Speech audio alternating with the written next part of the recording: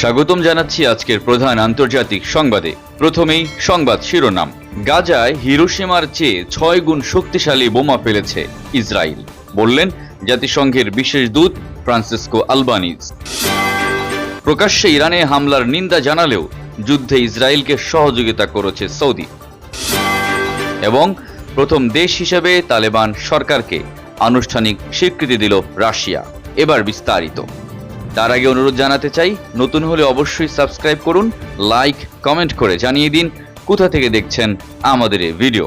ফিলিস্তিনে জাতিসংঘের বিশেষ দূত ফ্রান্সিসকো আলবানিজ বলেছেন, গাজা ধ্বংস করার জন্য হিরোশিমার চেয়েও 6 গুণ বেশি শক্তিশালী বোমা ফেলেছে ইসরায়েল। জাতিসংঘ মানবাধিকার কাউন্সিলে ফিলিস্তিনের সার্বিক পরিস্থিতি নিয়ে সর্বশেষ প্রতিবেদন উপস্থাপন করে তিনি কথা বলেন।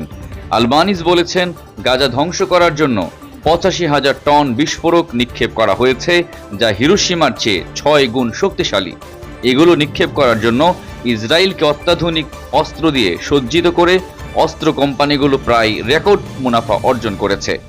গাজায় আধুনিক ইতিহাসের অন্যতম নিষ্ঠুর গণহত্যার জন্য ইসরায়েলই দায়ী।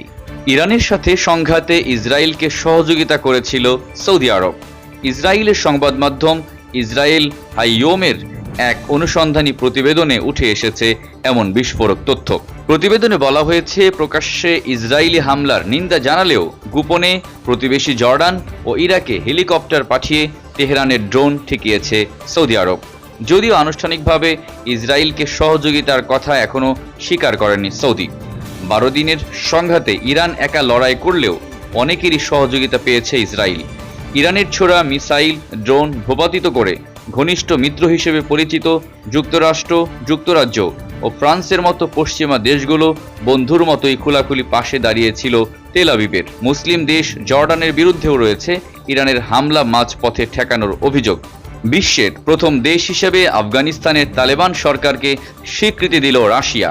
মস্কোয় নিযুক্ত আফগানিস্তানের নতুন রাষ্ট্রদূতের পরিচয়পত্র গ্রহণ করেছে ক্রেমলিন, যা তালেবান সরকারকে আনুষ্ঠানিকভাবে কূটনৈতিক স্বীকৃতি দেওয়ার একটি পদক্ষেপ।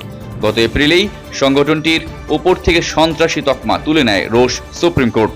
ধারণা করা হচ্ছে, কৌশলগত ও অর্থনৈতিক কারণের পাশাপাশি আঞ্চলিক প্রভাব বজায় রাখতেই কাবুলের সাথে সম্পর্ক স্বাভাবিক করতে চাচ্ছে মস্কো।